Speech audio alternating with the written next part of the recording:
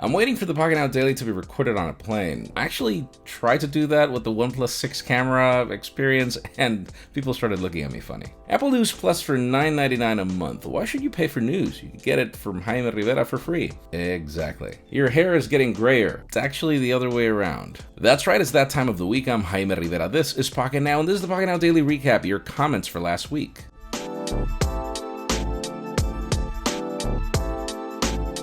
So on Monday, the topic was the iPhone 11, the rumors that it's going to get reverse wireless charging, a bigger battery, and it'll finally launch with a faster charger in the box.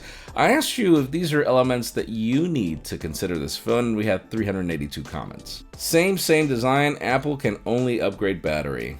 I think you said it best. I like reverse wireless charging for charging accessories and not other phones. You technically can and can't charge other phones. I mean, you can, but it didn't really charge them fast. I thought Apple had dropped the reversible wireless charging. Where have you been, man? Then on Tuesday, the topic was the Galaxy Note 10. There are rumors that there are up to 4 variants, out of which 2 of them, one of them with 5G and without, will be smaller phones. I asked you, what did you like about that idea? We had 482 comments. Yes, bring a Note variant with a flat display. Oh my god, that would be so cool. A flat display on a Note. Because honestly, curved displays are cool.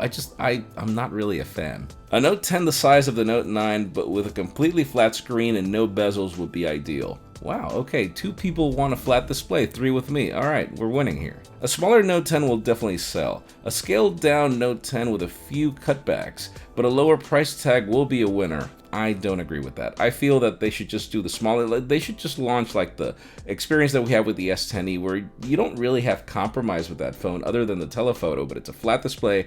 They add the S Pen and, the same flagship specifications. I think we'd be fine. Then on Wednesday, the topic was the OnePlus 7. We had leaked renders. I mean, we've seen leaked renders for this phone for like forever. I mean, it's no longer a secret what to expect. I asked you, what did you think about the design? We had 404 comments. The extra cutout on the bottom of the OnePlus is for dual headphone jacks to make up for the last generation. Next comment. Coming from a OnePlus 6 user, I'm liking the new design of the OnePlus 7. Just give me better OLED screen and better speakers and I'm good to go. And a headphone jack. Cutout is for the flux capacitor, finally. Once again, next comment. Then on Thursday, the leaks of the iPhone 11 with that horrendous camera hump at the back.